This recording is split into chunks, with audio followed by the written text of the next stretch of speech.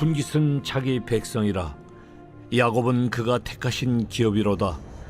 여호와께서 그를 황무지에서 짐승이 부르짖는 광야에서 만나시고 호위하시며 보호하시며 자기의 눈동자같이 지키셨도다. 마치 독수리가 자기의 보금자리를 어지럽게 하며 자기의 새끼 위에 너풀거리며 그의 날개를 펴서 새끼를 받으며 그의 날개 위에 그것을 엎는 것 같이 여호와께서 홀로 그를 인도하셨고 그와 함께한 다른 신이 없었도다. 여호와께서 그가 땅의 높은 곳을 타고 다니게 하시며 밭의 소산을 먹게 하시며 반석에서 꿀을, 굳은 반석에서 기름을 빨게 하시며 소의 엉긴 젖과 양의 젖과 어린 양의 기름과 바산에서 난 수량과 염소와 지극히 아름다운 밀을 먹이시며 또 포도즙의 붉은 술을 마시게 하셨도다. 그런데 여수룬이 기름짐에 발로 찼도다. 네가 살찌고 비대하고 윤택함에 자기를 지으신 하나님을 버리고 자기를 구원하신 반석을 업신여겼도다. 그들이 다른 신으로 그의 질투를 일으키며 가증한 것으로 그의 진노를 격발하였도다. 그들은 하나님께 제사하지 아니하고 귀신들에게 하였으니 곧 그들이 알지 못하던 신들, 근래에 들어온 새로운 신들, 너희의 조상들이 두려워하지 아니하던 것들이로다. 너를 낳은 반석을 네가 상관하지 아니하고 너를 내신 하나님을 네가 잊었도다. 그러므로 여호와께서 보시고 미워하셨으니 그 자녀가 그를 경노하게 한 까닭이로다.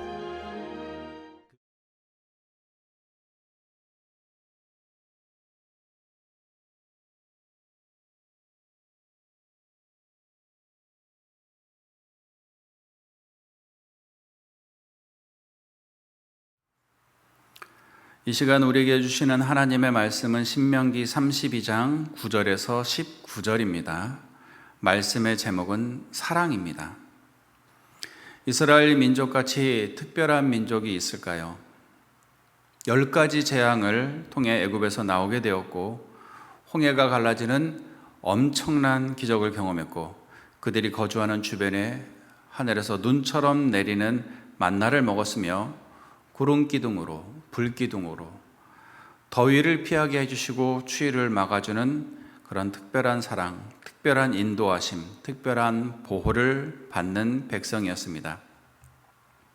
그런데 그들이 그런 기적으로 과연 하나님의 사랑을 아는 자로 변화되었을까요? 아닙니다.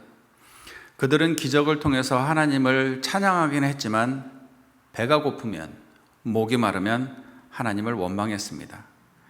이스라엘이 만나고 체험했던 하나님은 기적이라는 매개체를 통한 것이었기 때문에 기적이 사라지고 배고픔과 목마름과 현실적인 어려운 문제가 닥치게 되었을 때는 원망과 불평을 그대로 드러냈습니다.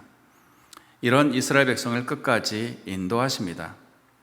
이스라엘을 도우실 때 애굽의 재앙을 내리시고 애굽의 군사를 바다에 수장시키면서까지 도와주시다가 또 어떨 때는 먹을 것이 없고 마실 물이 없는 곳으로 인도하시고 이방 군사와 전쟁을 해서 승리하게도 하시고 또 패하게도 하시는 도무지 알 수 없는 모습으로 도와주십니다. 하나님은 왜 그렇게 도와주셨을까요? 한결같이 승리하는 길이 아니라 어떨 때는 도와주시고 어떨 때는 돕지 않는 것 같은 모습으로 그렇게 도우셨을까요? 10절과 12절에는 그 이유가 나와 있습니다. 여호와께서 그를 황무지에서 짐승이 부르짖는 광야에서 만나시고 호위하시며 보호하시며 자기의 눈동자같이 지키셨도다. 마치 독수리가 자기의 보금자리를 어지럽게 하며 자기의 새끼 위에 너풀거리며 그의 날개를 펴서 새끼를 받으며 그의 날개 위에 그것을 엎는 것 같이 여호와께서 홀로 그를 인도하셨고 그와 함께한 다른 신이 없었도다. 하나님께서 택한 백성을 어떻게 보호하셨는지에 대한 말씀이 기록되어 있습니다. 그런데 하나님께서 택한 백성을 어디에서 만나는지 아십니까? 황무지, 짐승이 부르짖는 광야에서 만나시고 호위하시고 보호하신다고 말씀하고 있습니다. 만약 호화로운 호텔 같은 곳에서 만나 주신다면 우리는 하나님의 은혜라 이렇게 생각하지 않을 겁니다.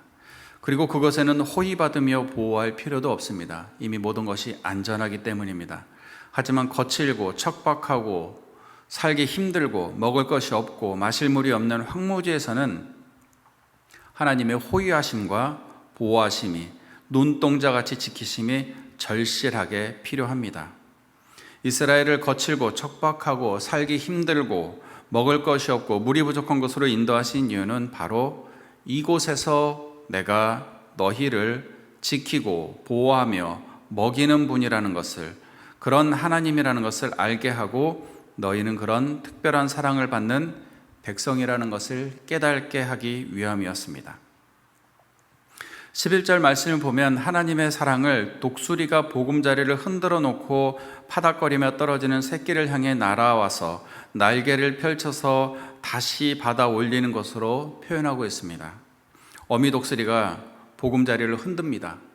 새끼가 보금자리를 벗어나서 떨어지게 됩니다.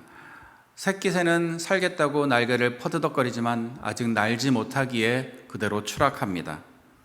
그럼 어미 독수리는 어떻게 할까요? 그냥 죽으라고 그냥 둘까요? 그렇지 않습니다. 오늘 본문 말씀처럼 새끼가 있는 보금자리를 흔들어서 떨어뜨리는 이유는 어미새가 원하는 새끼로 만들기 위함입니다.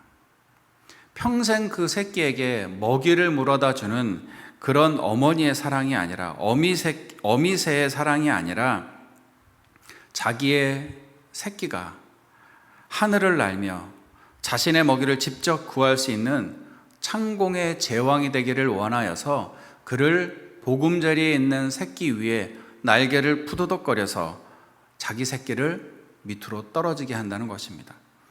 하나님께서 그렇게 이스라엘을 훈련시키셨고 보호하셨다. 하나님이 그렇게 너희를 사랑하셨다라고 말씀하고 있는 겁니다. 마치 독수리가 자기의 보금자리를 어지럽게 하며 자기의 새끼 위에 너풀거리며 그의 날개를 펴서 새끼를 받으며, 너풀거렸을 때 떨어지는 새끼를 그냥 두는 것이 아니라 그의 날개를 펴서 새끼를 받으며 그의 날개 위에 그것을 없는 것 같이 여호와께서도 너희를 홀로 인도하셨고 너희와 함께한 다른 신이 없었다라고 말씀하고 있는 겁니다. 어미새가 새끼를 떨어뜨리는 이유, 하늘을 나는 자기의 새끼가 되기를 원해서입니다. 독수리처럼 하나님도 하늘에서 우리를 보고 계십니다. 때로는 우리의 보금자리를 흔들어서 떨어뜨리면서 하나님이 원하시는 것은 우리로 하여금 하나님이 원하시는 강한 하나님의 자녀로, 하나님을 믿는 하나님의 자녀로 만들어 가시는 것이기 때문입니다. 사업이 잘 되게 하셔서 감사합니다. 취직이 잘 되게 해주셔서 감사합니다.